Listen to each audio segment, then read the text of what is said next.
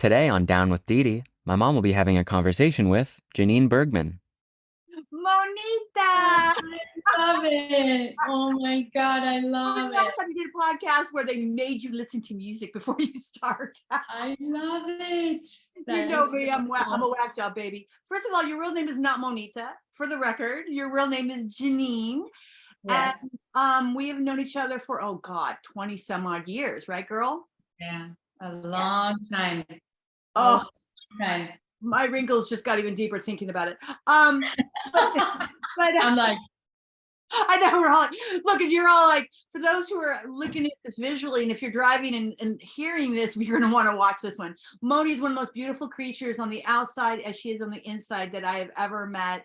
And boy, you're so Miami right now. You're like tan and glistening, and I'm very LA and cold and pasty. So I'm having you on the show, not because I love and adore you. We've been friends for 1,000 years, but I've been trying to recover. Well, I am recovering out loud. You and I have taken similar parallel journeys in our adulthood when it comes to trying to be the light in the world. That's really noisy right now. You and I've talked about it. A lot of my guests and I talk about it. And there's so many different ways to be part of the solution versus the problem, right? And everyone finds a different path. You have traveled the world. Like, did you tell me you went to India and they made you squat for 12 hours or something? yeah, 12 hours. I mean, it felt like that. No, I went to Rishikesh to get my Kundalini certification. Oh, okay. And usually it takes like a year, 6 months to a year and a half. And I had such little time to do it. I was like, you know what, I'm going to do this it's an intense course with this lady named Gurmukh. Gurmukh, by the way, you probably even know, but I don't know if you know Gurmukh. She used to own a place in LA called Golden Bridge. Like, actually, it was a whole block from like on Melrose, and it was all Kundalini. Oh, yes. Okay. Back in the day when Melrose was affordable and cool and grungy. Yeah. I mean, it was like she had like the most. I remember meeting her, and I was always like, wow, she's interesting. And then back here, after I moved from LA to Miami, a lady walked into my Pilates studio, and she's like, you need to meditate. And I was like, I'm not going to meditate. There's no way. I have ADD. There's like no way. And she's like, no, just trust me. Gurmukh was her teacher. So it was like, oh my God, like now that I think about it, all these like little 6 degrees of separation. And then because of her, she ended up being my teacher. And because of her, I ended up going to India to study with Gurmukh, which I met in LA. So it was really interesting. I took I was there for a month, getting up at 4 a.m. and wearing those white, the white turbans, supposed to keep like the energy in after you meditate. And I had a rough time. I had a really rough time.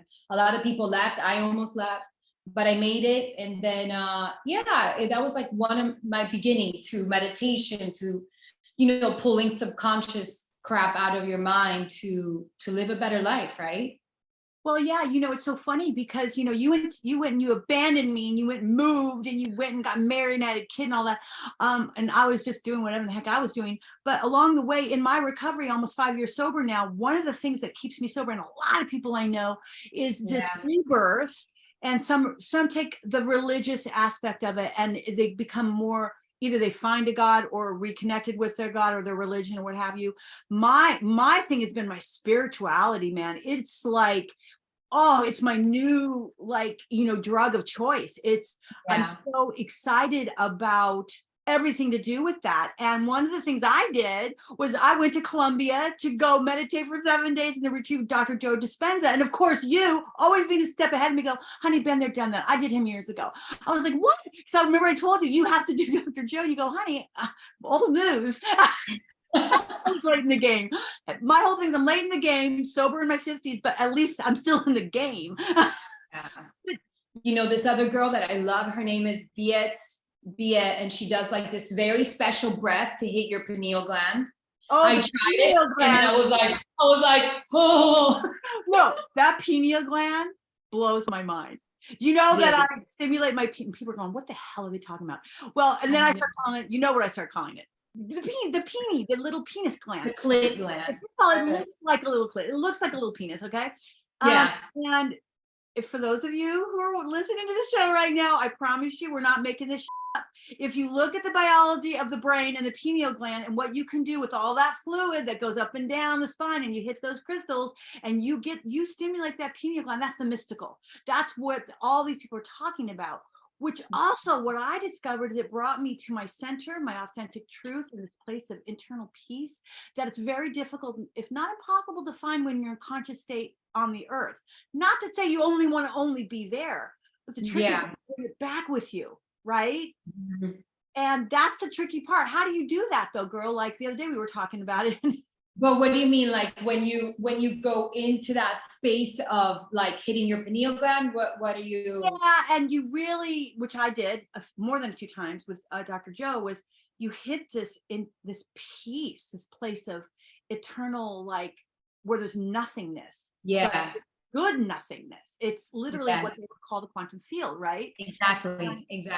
And let me tell you, I come back and I sounded like I was insane. You know, I Yeah. came back and I'm like, oh my God, I stimulated my pineal gland and I went to the quantum field. And my family's like, oh God, there she goes. Is she drinking again? I'm like, no, that's what's so crazy. I am doing what people do with ayahuasca and all those mind altering drugs. I learned how to do it without the drugs and keep my sober chip. That's Yeah. I can get myself higher than a kite, but it's not high. It's separating one's mass, our bodies, from our soul. Exactly. Pure Like energy. also matter, like how, you know what I love what he talks about, like that and this is like all that new world, right? Like matter, you know, work hard, do this on the physical world, but then there's the quantum field where if you meditate and you get to another level of energy, whatever it is, you know, energetics, you don't have to work so hard anymore. You could manifest so much faster, right? Is that kind of like what you're saying? And you know, yes, because I have to say I came back a different person. Only 7 days in Colombia. It's because I don't think that you can work on this kind of energy work enough, because it just becomes, like you said, the more you work on it, the easier it comes. Because at first you're kind of like, what is this? What's going on? You're so exactly. foreign from us, because it's Mhm. not what we're taught as children, unless you come from some spiritual like place in the country where the children at early age learn about, you know, like you said, math and spirit and energy.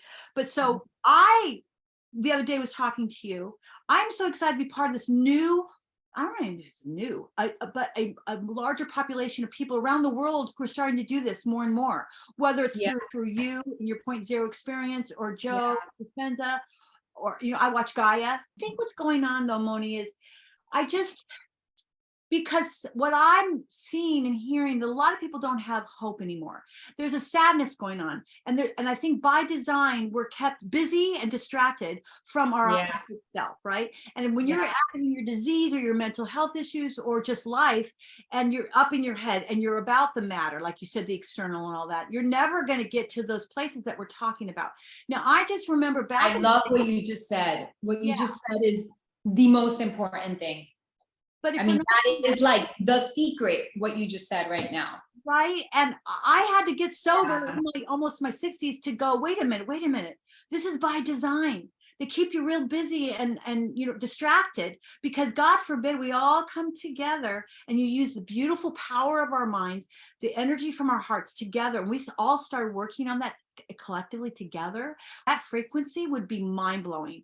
And I've always said that. And you know, I know I sound like I'm kind of nutty and crazy, but that's separate. I am nutty and crazy, but I'm not alone. I know, because I follow people and they follow me, or I'm reading up on it, or I watch.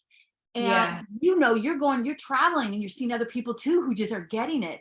Exactly. When you say meditation, people get scared. I got scared, but I think what happens when we talk about meditation, because the word to me, I was like, I have monkey mind. It ain't going to happen. Like you're like, sorry, this is, you know, you're trying to tame the dragon over here. It ain't going to happen. Yeah. I was always like in rehab saying, it's best you have me run around the block 5 times. Me sitting here meditating ain't going to happen, right? So, but it did, because one of the people said, which I thought was really interesting, he said, there is no wrong or right way to meditate, especially in the beginning if it's foreign. Yes. How about if you just view it as a moment where we just take a big breath. You clear your head, your mind, and just take breaths and be in the moment. Now, what happens is that monkey mind does come in, but look at the monkey mind. Don't judge it too. Exactly. Yeah, Exactly. because otherwise what happens is I was afraid of, I'm like, I can't shut my brain off. I'm 100 miles an hour. I'm like a little, the little records that go really fast, the 45. Yes, I'm dating myself. Yes. Those of you who are listening, watching, who are from my generation, you know what a record is. Anyways, so the young bucks will Google it. I was scared also of like letting go of like my energy. And they're saying, no, we're not trying to mess with your energy. We're trying to pull it in to concentrate it so you can be as effective with that energy and frequency as possible. And that means sometimes even just looking at your thoughts. Did you do that? I just think it's one of, I mean, there's different ways to meditate, but obviously like what you're saying is it's so important to go within, because you're going to find your guidance, and there's the best advice that whoever gave that advice to you is like, there's no right or wrong, but also there's like no book, nobody really knows. So you start getting nervous and you're like, wait, my brain is still going. This is giving me more anxiety because I don't know what's going on and I don't know what's, oh my God, I need to do this. So that's what happens. Yeah. But but it's so normal to have those emotions. Know that it's normal to have those emotions, and then just to observe your mind. To just learning how to observe your mind is 50%, because you start learning that your mind is just going off. It's from what? I don't know. Well, it's classic conditioning. Society, our culture, or whatever, parents start to implant information, and then we take that with us. And then now as an adult, we're constantly trying to undo all that. Yeah, I know. Not all is very productive or effective. And all, by the way, oh God, when I was younger, if you at all said anything kind to yourself, at all, you were considered, the word, oh, well, you're too young. And we were called conceited. No, I remember, like, you can't, like, oh my God, you couldn't take a compliment or like say, oh my God, thank you. Or say, wow, I feel really pretty today, or something like that's like, what? Oh, no. My mom would go, oh, she's conceited. And I'd be like, I just remember when that I didn't know otherwise, but I just thought, I wasn't sure why that was a bad thing. I was told, classic conditioning, that when you said, I remember Sybil Shepherd, who I actually worked with, had that commercial saying, I'm worth it. Remember? That was huge back then, in the 70s, 80s, 90s, whenever it was, the Clairol commercial, whatever it was. And she goes, because I'm worth it. Oh my God, I remember that. My mom, I hate that commercial. I hate that commercial. And I'm like thinking, oh, okay, I'm supposed to hate that commercial. I just remember going, I'm not sure why I hate that commercial, but I didn't hate it, but she told me I was supposed to hate it. Yeah. Today I have troubles taking compliments. To this day, I have troubles doing this thing called self-care, because I find it innately selfish. And yet it's one of the reasons why I stayed in my disease for so damn long, which most people do as well, because it's not taught that to take care of oneself. Isn't it funny how like some things are so simple, but when it's the right time, we hear it? Yes. Yeah. I was very broken when I went into rehab. And you're right about the whole meditation. I was so scared because I was like, I'm not going to get it right. I'm never gonna be able to calm down. And everyone keeps saying meditation is so important. And there's this pressure to do it right. And finally someone said, no, just sit there. If you can sit there for 1 minute and just be mindful of your thoughts, that's huge. Tomorrow, try 2 minutes. So I was like, okay, Dedee, again, shut up and just get rid of the old noise, the old information. It's there to pull up if you really want to go back there, but otherwise, let's start from a clean palette. I think one of the most big takeaway things is the work starts with baby steps, right? But the most important thing is to have a practice and do it every day, because it takes work. It takes work every day. You got to do even a little bit, but it takes a lot of work, I think. My self-discipline sucks. So I don't always sit down and actually and meditate. But when I'm walking my dogs, because I learned how to walk, the walking meditation. Or in rehab, we would just go around the block, all 30 addicts outside on Sunset Boulevard, walking this huge radius. And on one side of the block, you use your senses. So you'd only use your hearing. You just listen, only listen, and then not judge things you hear. Oh, there's a honk. Oh, that's a muffler. Okay, that's a loud muffler. Oh, there's a, and then when you turn the block, you use your smell. Just right again, without any judgment, just use your senses. And the next one you use eyes, and next one you use touch. So we're all these people walking down, touching the walls and touching a plan and touching the fence. And people are like, what the hell is happening to people? But you know what it did is it taught me how to use turn on and off different senses when you're walking. And that alone is a form of meditation. Exactly. And the monkey mind takes off, and I'll go, no, hold on, let's go back to, okay, that sense is not working. So let me try a different sense, and that's what I was talking earlier on another podcast I just did earlier. I was like, so we're so busy doing this all day long. That leads me to my next question. Let's go, Moni. Do you believe in the paranormal? Yes and no, or why? Absolutely. Absolutely. It's a yes. Absolutely. It's a yes. I would be really surprised if you said no. No, absolutely yes. It's just that I have, I've felt it. Like in my last apartment, I even had a lady come over. This lady that she's like a medium. Like a shaman who comes in and works. Yeah, and she's not a shaman, but more like she's just like a medium. And I was like, listen, I feel like this energy here, and she did a few things, and and I was like, okay, I feel a little bit better, but I was so happy to get out of that apartment. But let's see, I've never seen, I believe in it, but I've never actually seen something. Yeah. Like you've never had a personal experience. I would love to see a ghost. I know that sounds crazy. No. But I don't know if I would be scared, but maybe I would share probably, but. Well, did I tell you what happened in New Mexico? I told you, right? With the there's some little spirit in, New Mexico. Hello, it's a hot. Okay. Second season, Big Sky, New Mexico. We're actually, my son and I are living there. We brought all the animals, the whole thing. And we're in this this cute house in this dead end street. Of course, there's horses and all these animals around because that's how I am. And anyways, I was in the kitchen, and all of a sudden, I thought I saw something go by the floor like a cat. And I looked thinking it was my cat, and there's nothing around. I said, well, that's weird. Oh, didn't think twice about it. Next day, same thing, but now it's over there. And I went, is that Lenny? So I go, Lenny's asleep in the other room. Panny, the cockatoo, is asleep in her cage. Dogs, are huge, so it's not that. Yeah. And I thought, well, that is so weird. I swear I'm seeing something in my peripheral vision go through the kitchen. Low, like an animal. And I thought, I'm losing my damn mind. So I go in and I asked my son, Max, I said, Max, you've been seeing anything go by like the floor real quick and look, and there's nothing there? He goes, oh yeah, it's funny you mentioned that. I almost tripped because I thought something had ran in front of me when I was walking into my room, and I almost tripped and there was nothing there. He goes, no, I'm not going there with you, Mom. I'm not going. He goes, I just didn't sleep well last night. I go, I've seen the same thing. He goes, no, I'm not going there with you, because he just refuses to go there. My other son, Braxton, Brax, he's like, I can see that. I can see there's probably some other stuff going on out there. So yeah. I called the owners or text them, and I said, I promise you I won't leave. I promise. But can I ask you a question? And I said, I don't know if you know this. I'm totally into this. Do you have any extra energies going on in the house? And they said, oh, we didn't want to mention it, but we do. It's a very friendly one. I said, yeah, I know it's messing with me. And my son, and they said, oh, I hope it's not scaring you. I said, no, I'm so excited this is happening. And I said, no, thank you so much. I love your home, blah, blah, blah. So then I stopped texting. And I said, okay, listen here, here's the deal. We're going to be roommates, but don't be tripping my son. I don't want to have to go to the ER. He already, and then I said, okay, now I'm really crazy.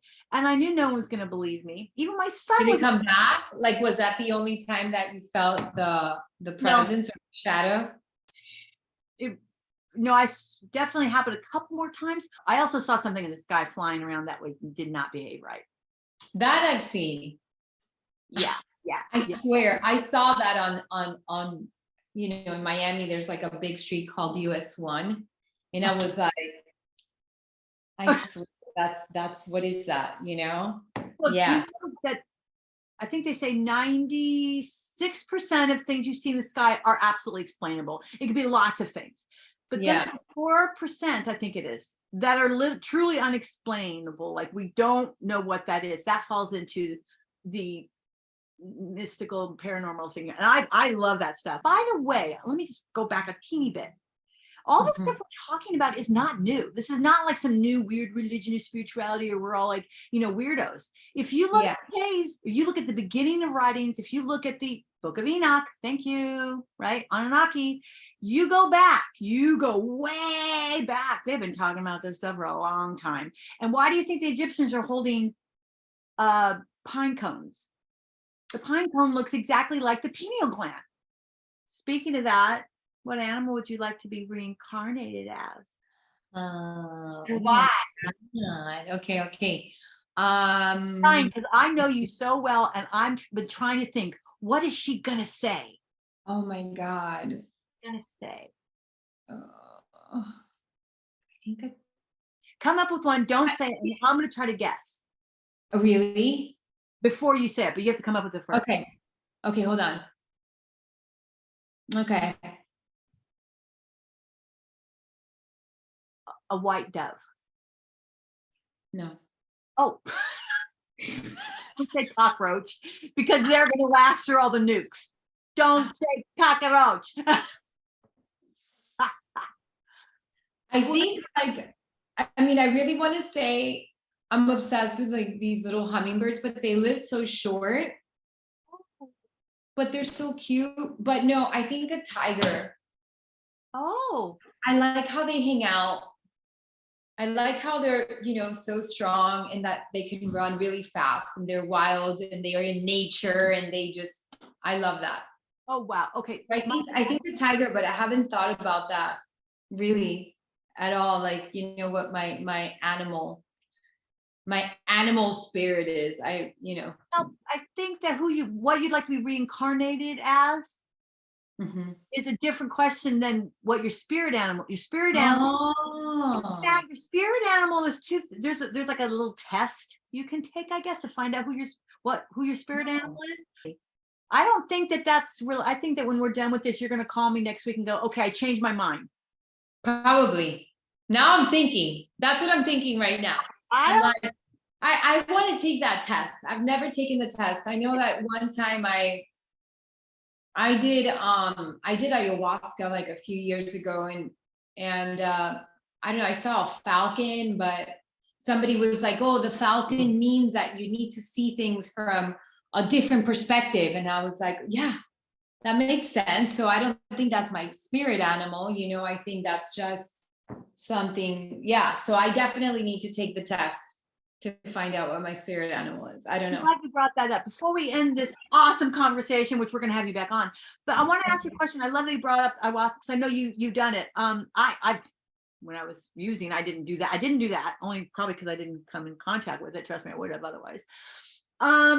You've now done the kind of deep meditation where you literally can have the same effects as ayahuasca.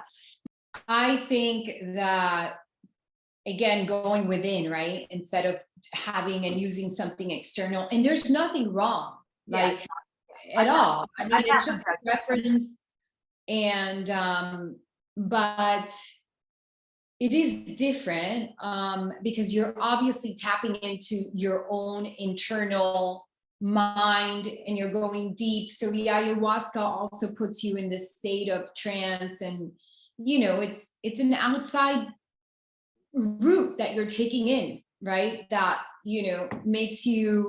helps you go deep inside and hallucinate. But eventually, however you're going to get there, is you're getting to the space of inside of stillness. And I mean, honestly, I don't know what the difference is. Sometimes when I'm meditating, I am in such tears of overwhelmed with so much love and gratitude for everything. And I've had that experience. I've done ayahuasca a few times, and I've had that experience with ayahuasca too. And I've had experiences in ayahuasca that I feel like I'm just about to die, So, I mean, I don't know. Again, it's just, the whole thing is just to go inside to get whatever you need to get out, you know, make space for what you want to bring into your life, right? For your new life, for the new world, and come from a better, cleaner subconscious, whatever. I feel like all of it, like, you know, Kundalini, Joe Dispenza, it's all the plant medicine. It's really all we want to do is live our best life. Yeah. Live our best life and come from a space of love, not fear anymore. Fear is just like old news, man. That's like just like so boring to me when somebody comes and they're just like, oh my God, but what about this and this? And I don't even pay attention to them. I'm just like, You know something? It's funny you said that, because I've been living. That's like yeah. not till today, Felicia. I was living with such fear for so long. When I finally got sober and did all this spiritual work, I realized, oh my God, so much of it was a lot of things, but certainly fear was a big part of it. And now when that comes, that old way of thinking and feeling comes flying in, it's kind of angry. Like, no, I'm not going back there again. And I get kind of angry. Like, I just spent almost my entire life being afraid of this or that, because somehow I was taught that or told that. And I was like, no, I will be afraid of something if it's scary and it presents itself in front of me. If you come at me with a knife and say, I'm going to stab you, that's scary. Okay. Yeah, that's warranted. Right.